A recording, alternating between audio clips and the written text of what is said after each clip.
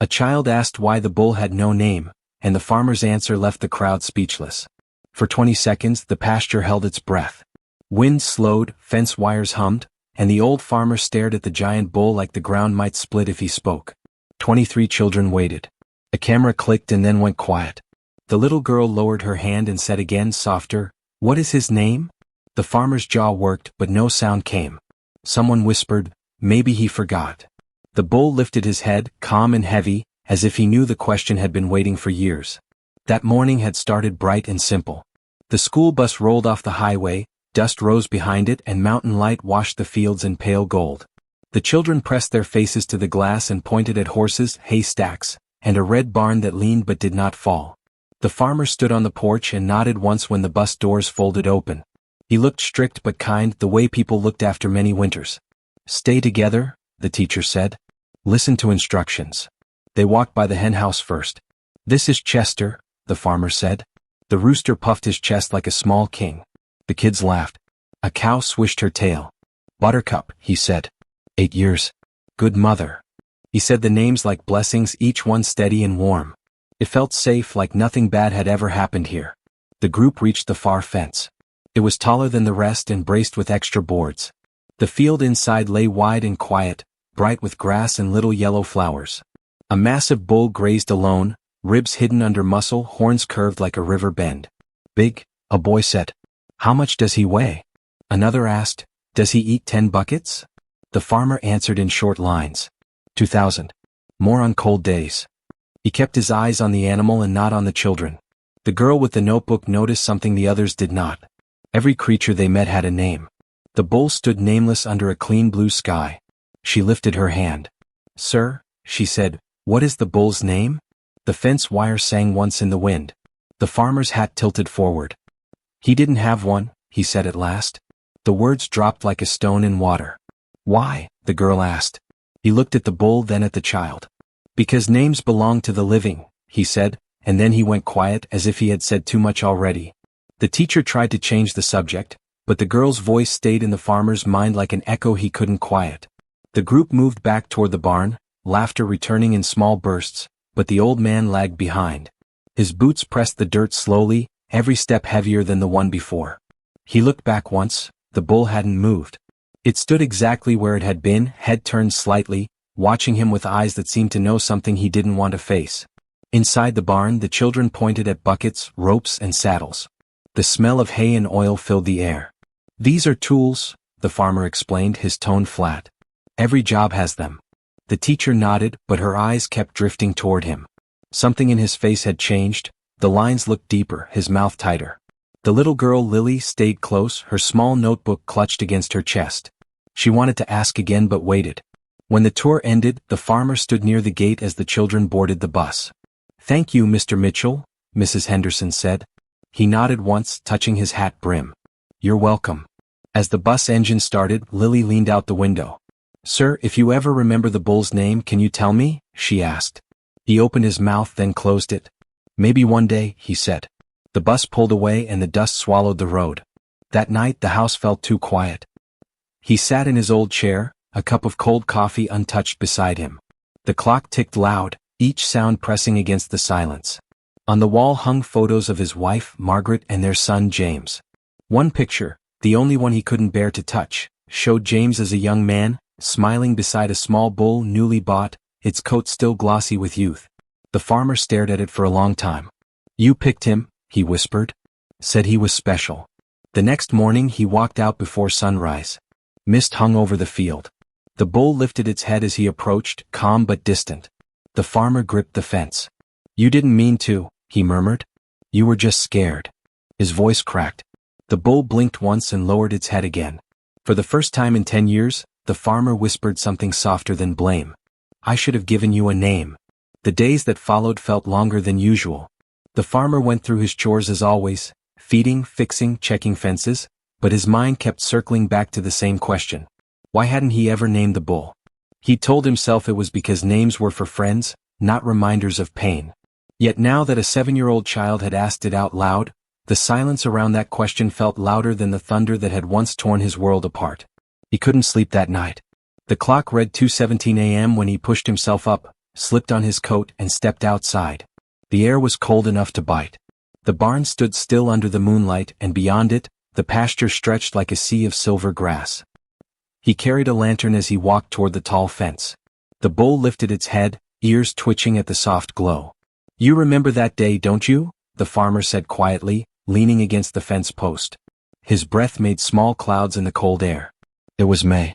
The sky went dark too fast. James thought he could handle it, he always did. He took a slow breath, the kind that hurt the chest.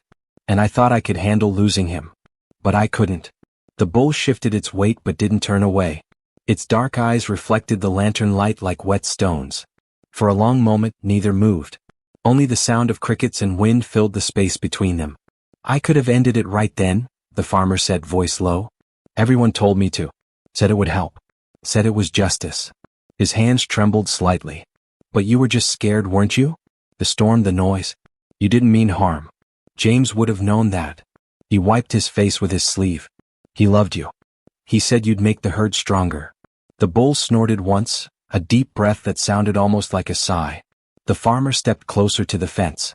"You lived all these years without a name because I couldn't forgive. And I thought that made me strong. But all it did was keep me stuck."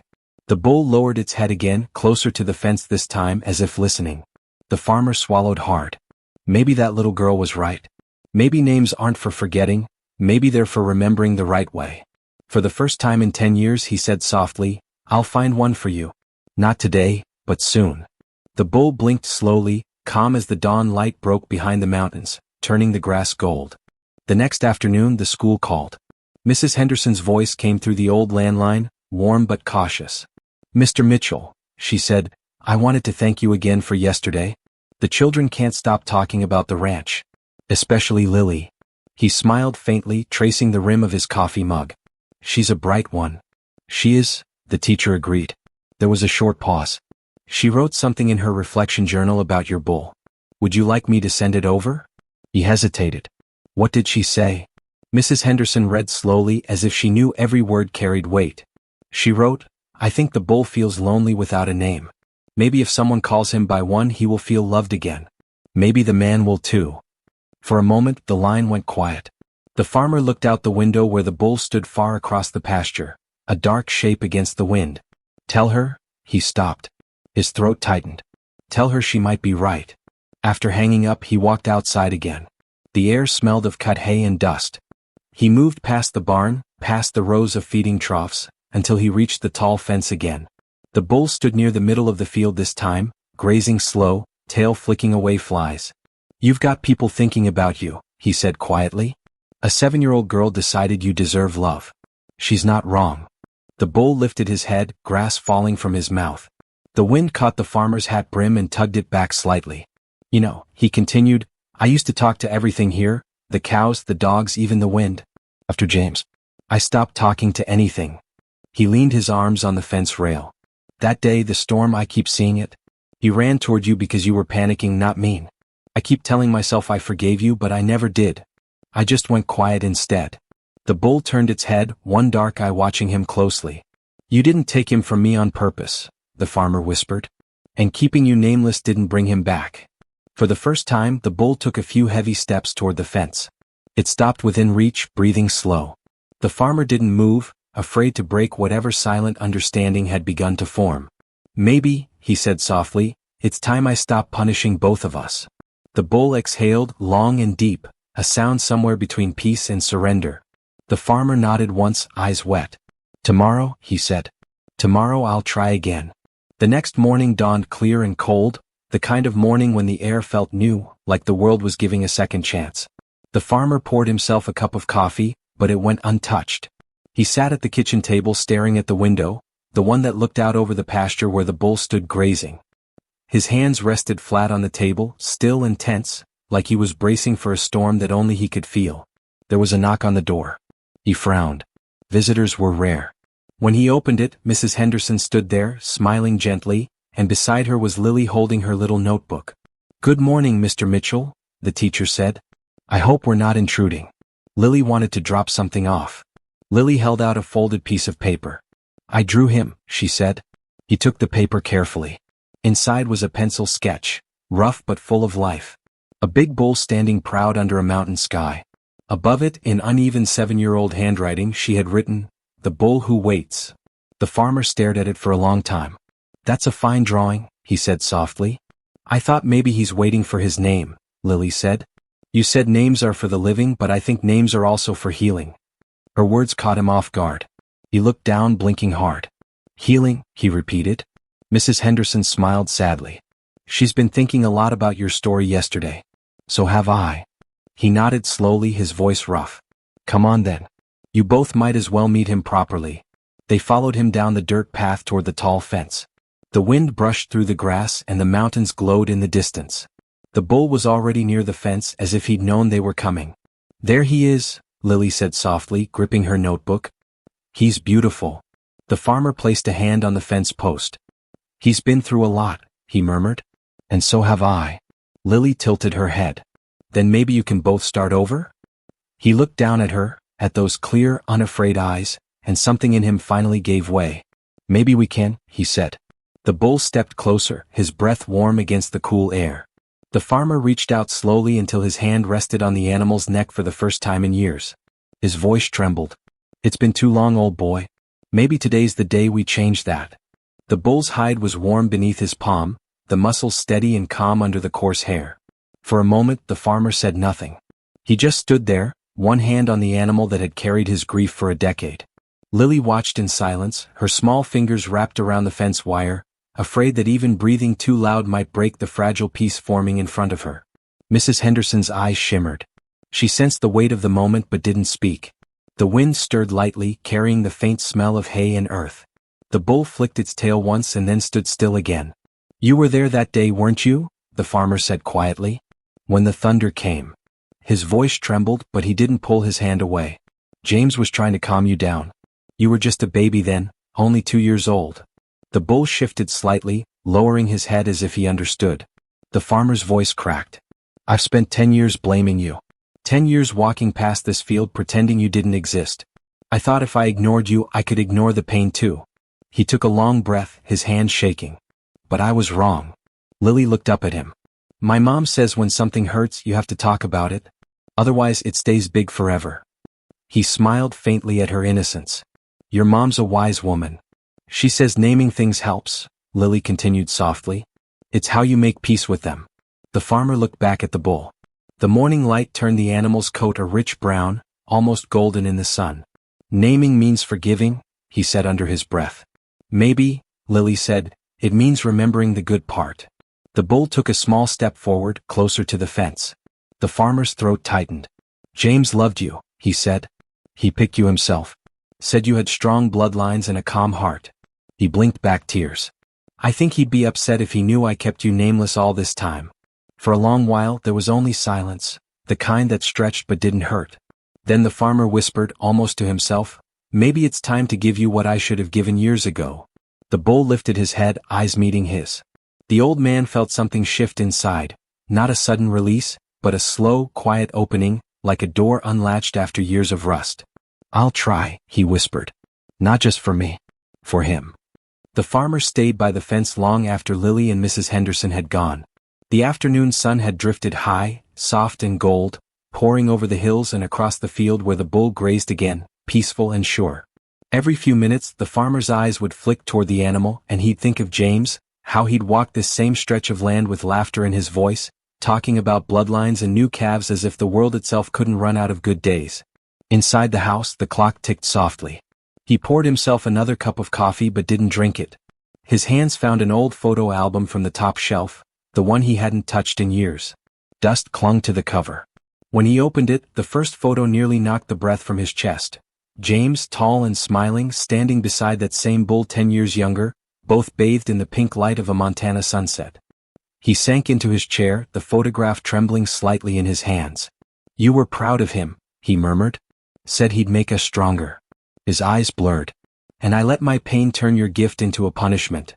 A sound outside pulled him back, a soft low bellow, deep and steady. He set the cup down and walked to the porch. The bull was standing close to the fence again, watching the house as if waiting. For a moment neither moved. Then the farmer spoke, his voice low but clear. "You've been waiting, haven't you?" The bull's ears flicked forward, tail swaying slowly. "I never thought an animal could hold so much meaning," he said. "But maybe it wasn't you holding the weight all these years. Maybe it was me." The bull let out another quiet breath like an answer. The farmer stepped off the porch and crossed the yard. Each step felt heavier than the one before, yet also freer. He stopped at the fence, resting his hands on the top rail. "I told that little girl I'd find you a name. Been thinking since morning what James would have wanted." He looked up at the bull, his voice softening. "He used to talk about hope all the time. Hope that storms would pass. Hope that calves would grow strong. Hope that good things come back." The bull's head turned slightly, eyes reflecting the sun. The farmer's chest tightened. "Maybe that's it," he whispered. "Maybe that's your name." The word hung in the air between them, fragile, uncertain, but real. "Hope," he said again, stronger this time. The bull blinked once, calm and steady as if he accepted it. And for the first time in 10 years the farmer smiled without guilt. He stood there repeating the name under his breath like a prayer he hadn't known he still remembered how to say. Hope. The sound felt strange at first, rough in his throat, but each time he said it, it grew softer, warmer, truer. The bull raised his head and let out a slow, low rumble that rolled across the field. It wasn't loud, but it carried far, the kind of sound that seemed to settle something deep inside a person. The farmer leaned on the fence, tears catching the corners of his eyes. "You've been here through everything," he whispered. "Through the winters, through the empty house, through me not being able to look at you." He gave a short, shaky laugh. "And you waited anyway." Hope took a few steps closer until only the fence separated them.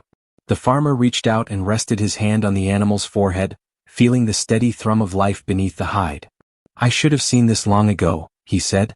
"You weren't my punishment. You were what was left of my boy's dream." He stayed like that until the sun began to sink behind the mountains. The fields turned orange and gold, and the shadows stretched long. Somewhere down the road, a truck rumbled past, but out here, time felt suspended. Later that night, he found himself in the kitchen again, but this time he didn't sit in silence. He took the old picture of James and the bull and set it on the table. He found a clean sheet of paper and wrote carefully across the top, "James Mitchell Memorial Ranch, Hope's Lineage." For the first time he planned to write down the calves' names to keep track of the herd properly, something James had always wanted to do. As he wrote, he caught himself humming an old tune Margaret used to sing when she cooked. The house didn't feel as empty anymore. There was still grief, yes, but it had softened, turning into something quieter, something almost peaceful. When he finished, he stepped out onto the porch one last time before bed. The moon was high, silvering the fields. Hope stood near the fence, watching him as if waiting for a good night. The farmer smiled. "Sleep easy, old friend," he said. "You've earned your name."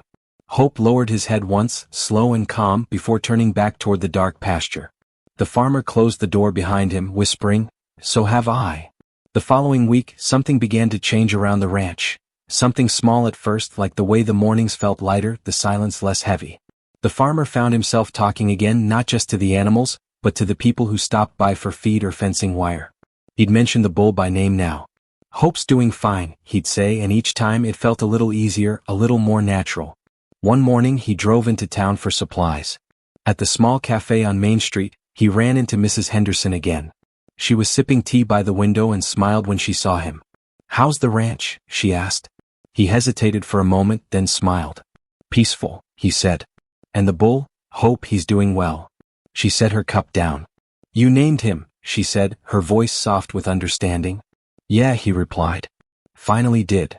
They talked for a while, and before leaving she asked, "Would you ever consider sharing your story with the class? They've been asking about you."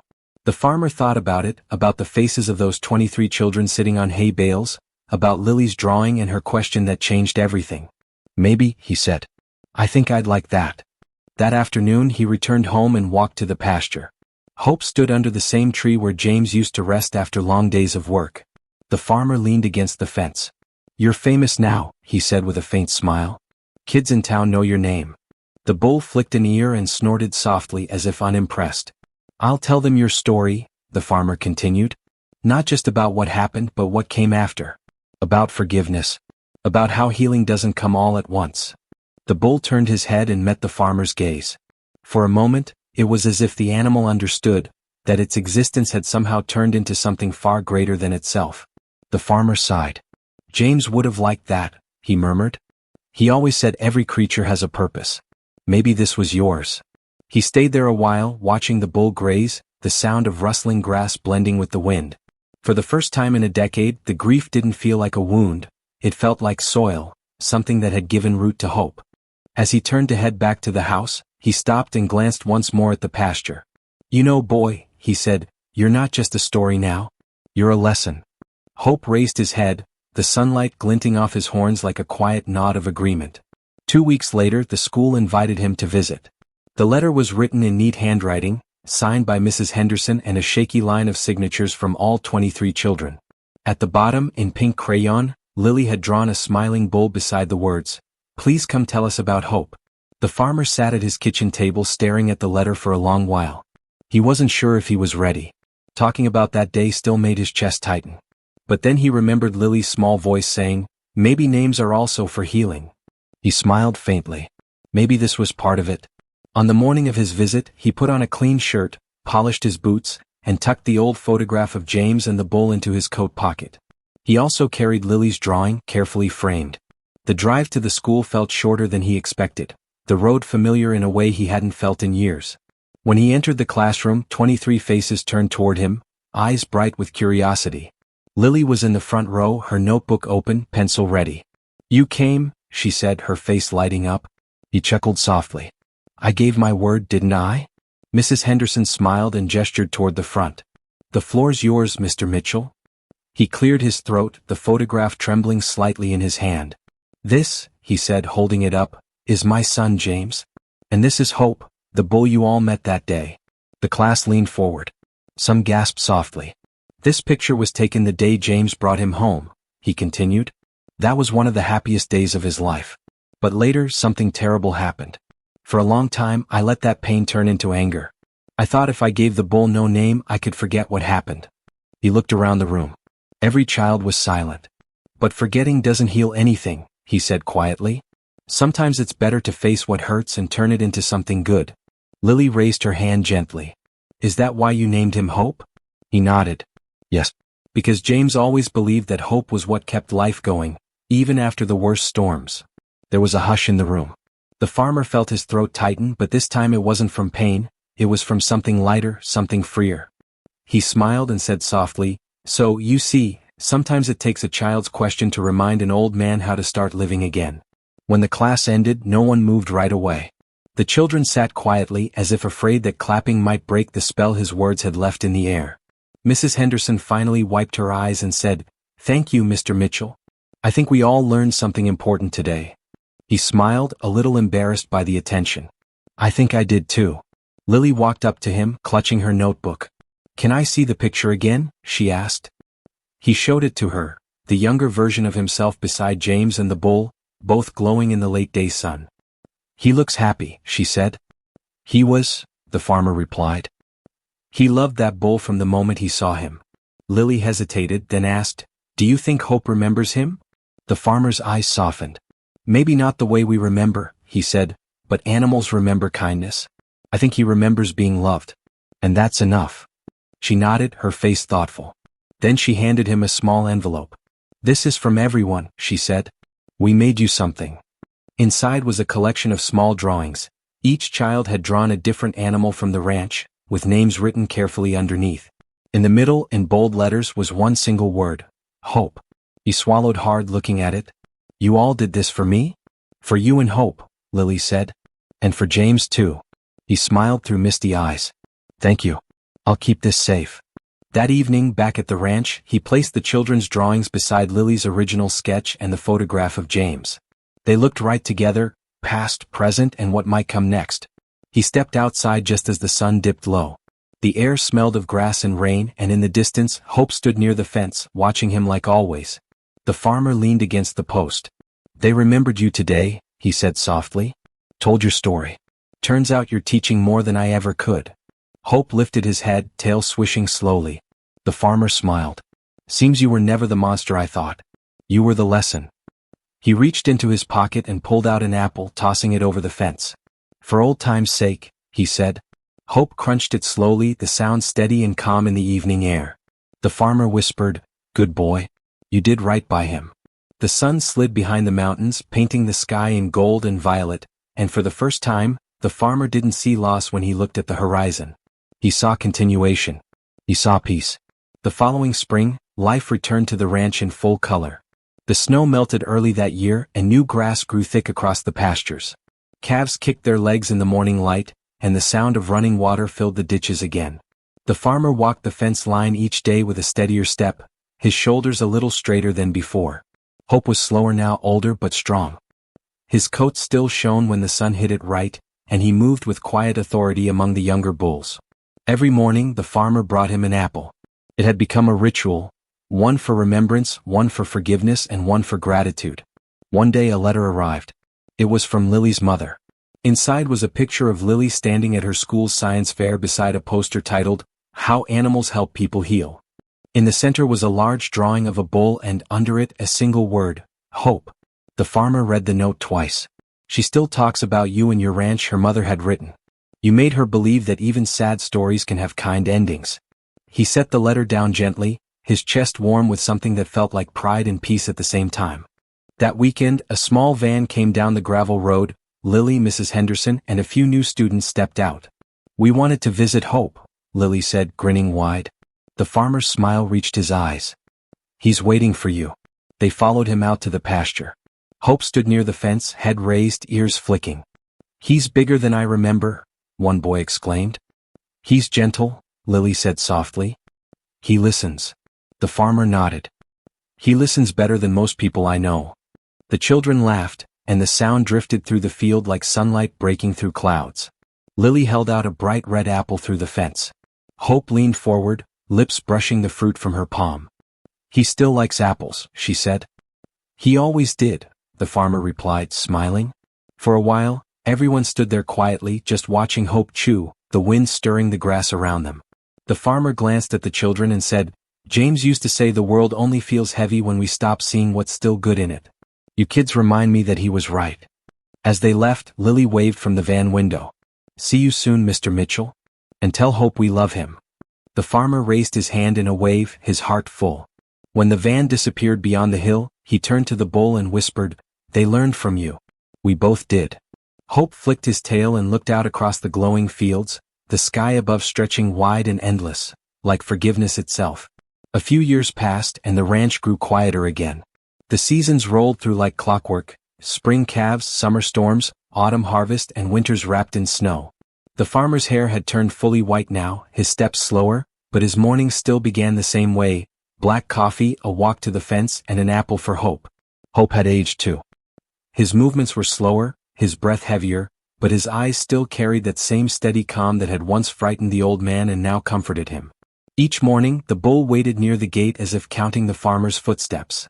One crisp April dawn, the farmer leaned on the fence, watching Hope graze in the mist. "You know," he said softly, "we did all right, didn't we? You gave this place back its life. Gave me back mine too." He paused, smiling faintly. "And you gave that little girl a story she'll never forget." Later that day, a letter arrived, this one written in grown-up handwriting. It was from Lily, now 12. She wrote about how she still talked about Hope in her class essays, how she wanted to visit again when school ended. At the bottom of the page she'd written, "You once said naming means remembering the right way. I think that's what you taught me, to remember love louder than pain." He read the line 3 times before folding the letter carefully and tucking it beside the old photo of James. "She understands more than most adults," he murmured. That evening he walked back out to the pasture. Hope was lying down in the soft grass, his large body still, his breath slow and even.